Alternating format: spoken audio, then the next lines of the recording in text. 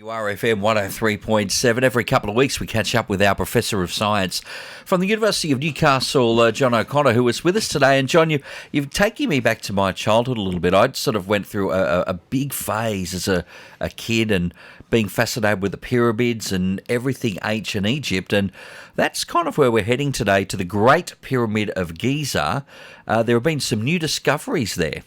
Yes, Mark. This is the Great Pyramid. Many people know it as Cheops Pyramid, but it's better known as Khufu, well, in academic circles. But in 2016, after some investigation, they found evidence that there was a big unknown cavity in that pyramid. Now, I guess I should explain how they worked that out. And it involves a bit of high energy physics. What happens is they effectively took an X-ray of the pyramid. Now, how the hell do you take an X-ray of a pyramid? With those giant blocks and the cement, all the concrete, all the rest of it. X-rays don't travel that far, so it can't be that. And in fact, the Italians have done something very similar, looking at the inside of Mount Vesuvius. And what they use is that when the Earth, or the upper atmosphere of the Earth, is under continual bombardment by really high energy particles, they come from outside the solar system, and they are incredible energies, and they hit oxygen atoms and produce a shower of various particles, in particular things called muons, which are effectively like a very heavy electron. Now, these things are showering all the time. They're coming through us. They only live about a millionth of a second, but they're travelling at the speed of light, so they're straight through us and straight through into the ground.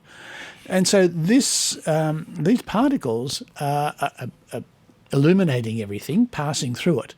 And it gets stopped by rocks, but it doesn't get stopped much by air. So what they do is they set up detectors. They set up detectors inside the pyramid, and they looked at which directions most of the muons were coming from, because if the whole thing was surrounded by rock, then it wouldn't matter which direction you pointed in, it would still be a certain intensity. But if there was an air gap somewhere in between, there'd be less attenuation, so that you get more signal.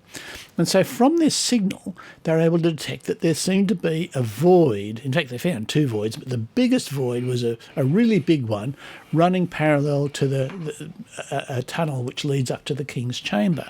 Now, this is big. I mean, this is a void which is 2 metres wide, 8 metres tall, and about 50 metres long. And that's just really big. But no one's ever seen inside it. And in fact, no one knows how to get into it, although there are some hints. Now, that's the trick, isn't it? Because these guys didn't really leave blueprints and plans and instructions or roadmaps, just how to get in. For very good reasons. Yeah. So they're wondering what's in this. Now, this was a result that came out in 2016, and it's like a blurry picture. What they want to do now is to get a really good negative out of this. Now, I'm guessing that from here, that's 2016, which even now was the best part of 8 years ago. No, 6 years ago. And it'll be 8 by the time we get here. So technology's improved a little bit. We've got some new ways of deciphering this data. And a grander scale. So they can't do this by putting any more detectors inside the pyramid, because that just also only shows them what happens in one direction. So what they're doing is they've got a shipping container with detectors in it, lots of detectors, very high quality, really good at detecting the direction the muons are coming. And what they can do with the shipping container is they line it up beside one side of the pyramid, take measurements for a few months, then move it around to another side and then another side, and they can actually then get a detailed 3D picture.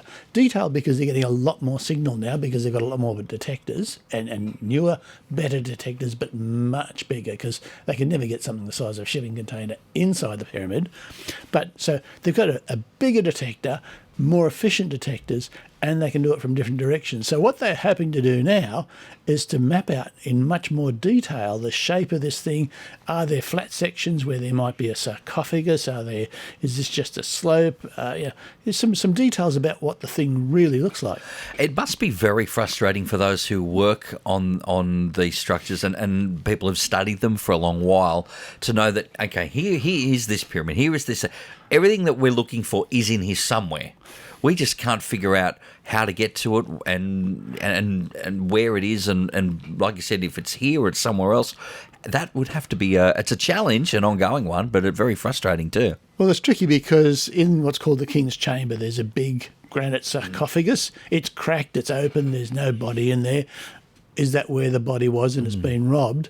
Or some people think that was a false lead. And maybe there's something in this other bit, but this other bit's really hard to get into. And one group of these researchers have actually found another little void near the edge, and they think there's some evidence around doing thermographic imaging, temperature imaging on the side.